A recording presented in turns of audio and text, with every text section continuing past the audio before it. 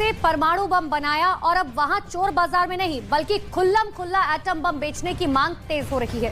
कहा कि ये लोग इतने मजबूर हो चुके हैं और इतने मकरूज हो चुके हैं कि ये लोग पाकिस्तान के न्यूक्लियर वेपन तक सेक्रीफाइस करने को तैयार है। इसी पर आज हम बात करें।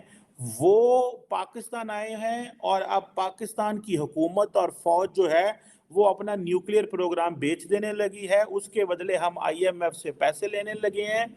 तार साहब, ये जितने लोग आईएमएफ गया है पाकिस्तान के अंदर सिर्फ एक यही चीज है कि न्यूक्लियर पावर है हमारे पास, बस। बिल्कुल, अगर ये नहीं रहेगी ना तो समझ ले कि हम जो है ना वो बिल्कुल खाली हैं। तो हम ये सारी चीजें सुन के वो आर्टिकल पढ़ के जिसमें कहा गया है कि पाकिस्तान ने अपना एटम बम बेच दिया है,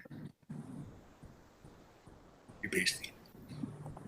तो ये मैं बयान दिया है कि ये लोग इतने मकरूज हो गए हैं, ये लोग इतने मजबूर हो गए हैं कि ये लोग अपने न्यूक्लियर वेपन तक सेक्रीफाइस करने को तैयार हैं। तो इतनी चीजें बेच रही हैं तो ये बेचते उन्हें शर्म तो नहीं आएगी? ये भी बेच देंगे।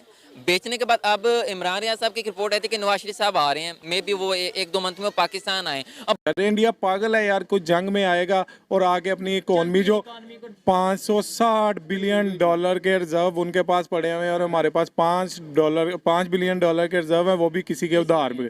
ठीक है, आप किस तरह पाक है वो उधर से कह रहे हैं कि पाकिस्तान श्रीलंका बनने वाला है। आपने पाकिस्तान के लिए क्या किया? 3.5 साल की आपकी हिस्ट्री मौजूद है। आपने पाकिस्तान के लिए क्या? आपने जिनों के साथ, काले जादू को और काले बकरों के साथ आपने एटॉमिक पावर को चलाया। आपने क्या किया?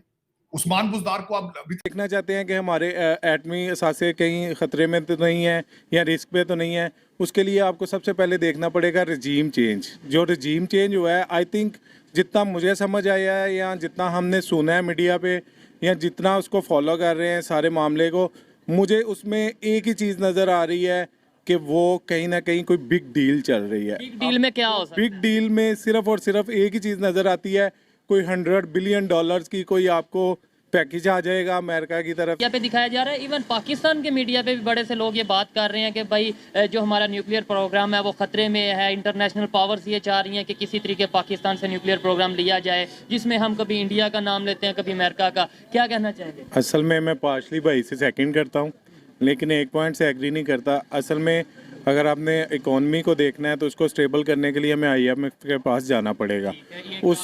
उसकी बहुत सी रीजंस हैं, क्योंकि आपके जो दोस्त ममालिक हैं वो आपको मदद भी उसी सूरत में करेंगे जब आपके पास एक प्लान होगा। उसके अकॉर्डिंगली आप चलेंगे तो आपको दोस्त ममालिक भी से हेल्प कर देंगे, फिर आपके पास डॉलर आ जाएंगे या जो भी मामला है। असल में सबसे पहले अगर आप चाहते हैं आप इसको देखना चाहते हैं कि हमारे एटमी असासे कहीं ख़तरे में तो नहीं है या रिस्क पे तो नहीं है, उसके लिए आपको सबसे पहले देखना पड़ेगा रजीम चेंज। जो रजीम चेंज हुआ है, आई थिंक जितना मुझे समझ आया है या जितना हमने सुना है मीडिया पे या जितना उसको फॉलो कर रहे हैं सारे मामले को, मुझे उसमें एक ही चीज़ नज़र आ रही है कि वो कहीं ना कहीं कोई बिग डील चल रही है। बिग डील में क्या हो सकता है? बिग डील में सिर्फ और सिर्फ एक ही चीज़ नज़र आती है, कोई 100 बिलियन डॉलर्स की कोई आपको पैकेज आ जाएगा अमेरिका की तरफ से या कहीं भी की वर्ल्ड बैंक या कोई भी बदले में उसके बदले में आपको आईएमएफ या अमेरिका हमसे वो उठा के तो नहीं ले जाएगा, लेकिन कंडीशन कुछ लगा देगा, वो कंट्रोल कर लेगा। लाइक जिस तरह हम कहते हैं हमने ये गिरवी रखवा दिया, वो गिरवी रखवा दिया, तो वो गिरवी रखवा के कोई 100 बिलियन डॉलर आपको मिलेंगे। एटॉमिक जो हमारा प्रोग्राम है वो हम गिरवी रखवा देंगे या पार्क को आप गिरवी रखवा देंगे या आप देख लीजिएगा। जहाँ तक चीज़ें समझ आ रही हैं, मुझे पहले ये नहीं समझ आती थी कि यार ये रजीम चेंज में इतनी बड़ी डील हो सकती है, लेकिन अभी समझ आ रही है कि रजीम चेंज उसी तरफ जा रहा है। असल में देखें जैसे कौन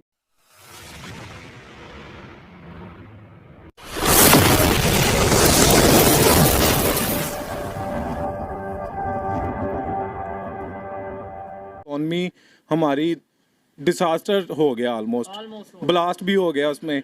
अब हम 5,000 मैं इम्पोर्टर हूँ, मेरा अभी भी कंटेनर लगा हुआ है इंडस्ट्रियल मशीनरी का, एलसीज खुल नहीं रही। और उसका मसला ये है कि वो डीए पे भी पेमेंटें करने को तैयार नहीं है बैंक जो है ना, प्राइवेट बैंक। पहले एसबीपी से अप्रूवल ले रहे थे, वो भी नहीं दे रहे, अब प्राइवेट बैंक भी नहीं दे रहे।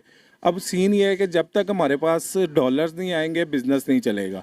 हम तकरीबन एक्सपोर्ट को हम देखते हैं तो हमारी एक्सपोर्ट 32 हमने बिजनेस चलाना है या अपने डिफेंस को मजबूत रखना है? आपका क्या? मैं आपको इस पे बता देता हूँ, आपको समझना पड़ेगा, आपको भी समझना पड़ेगा, हमें भी समझना पड़ेगा, इस पब्लिक को भी समझना पड़ेगा। हम 32 बिलियन की हमने एक्सपोर्ट की 2022 में, लेकिन हमने इंपोर्ट की 65 बिलियन की। अब ये जो डिफरेंस है ना, ये हमें हर बार कुछ रेमिटेंस आ जाती हैं, इस तरह हम मैनेज कर लेते हैं, लेकिन फिर भी हमें IMF के पास जाना पड़ता है। जब तक हम एक्सपोर्ट को इंपोर्ट के लेवल पे नहीं ला सकते, तब तक हम IMF के पास बैठे रहेंगे, उनकी शराइत मानते रहेंगे। में कहा गया है कि पाकिस्तान ने अपना एटम बम बेच दिया है, ये बेच दिया। तो ये मैं हालांकि मैं खुद इस चीज के पाकिस्तान का बहुत बड़ा नाकिद हूं, इन चीजों का, करप्शन का और दूसरी चीजों का, लेकिन ये चीजें, this is my red line Cheema साहब, the state of Pakistan, existence of Pakistan और बिलखसूस वाशिंगटन DC।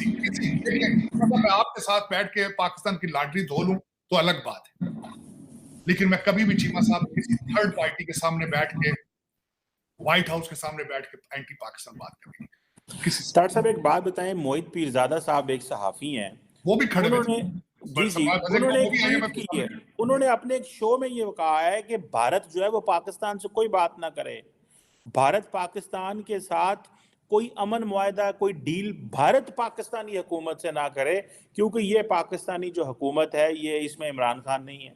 ताड़ साहब, ये लोगों को इतनी अहमियत देनी चाहिए हमें। आपने कहा कि इनके नायकॉप और इनके कार्ड और पासपोर्ट जो है वो कैंसिल होने चाहिए, कि जो लोग इस तरह की बातें करें, भारत के साथ हमारा क्या मसला है वो नरेंद्र मोदी और शहबाज शरीफ या भारतीय सरकार या पाकिस्तानी सरकार बाद में देख लेंगे, लेकिन IMF के सामने जाते हैं, पैसे ना दो, इंडिया को कहते हैं कि पाकिस्तान से बात ना करो।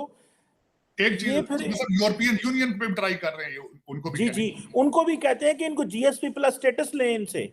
और मैं आपको ताड़ साहब, मैं बहुत सारी चीज़ों का अमूमन बहुत सारी इंफॉर्मेशन होती है, तो मुझे भी थोड़ा एहसास है कि ये उनको बहुत सारी जाके चीज़ें PTI वाले बताते रहे हैं। ताड़ साहब, ये इससे क्या मिलेगा? ये बात अगर कहेंगे कि जी भारत पाकिस्तान से बात ना करे, मोहित पीर, नरेंद्र मोदी मोहित पीरजादा की सुनेगा ये, या क्या आप समझते हैं? चीमा साहब, मोहित पीरजादा साहब ये वही साहब है। सबसे पहले तो मैं बताना ही चाहूंगा कि इन्होंने ये पिछले दिनों में इन्होंने सबसे पहले तो उन्होंने कहा था कि मेरे बाप को पाकिस्तान में रहना ही नहीं चाहिए था। डाउ मेडिसिन करने के बाद MBBS करके उन्हें 1950s में कहीं चले जाना चाहिए। तो बल्कि एक और बात है कि डॉक्टर साहब खुद पाकिस्तानी सिटीजन नहीं है, तो वो अब आ चुके हैं बाहर। दूसरा, इनके ऊपर एलिगेशन, मैं वो क्या उसका बात बताऊं स्टोरी, डॉक्टर साहब के अपने मिडिल ईस्ट के अंदर इनके वाले साहब बीमार थे और जो हॉस्पिटल की स्टोरी मौजूद है, अगर देखा जाए तो फिर उसके बारे में बात क्या करनी मैंने।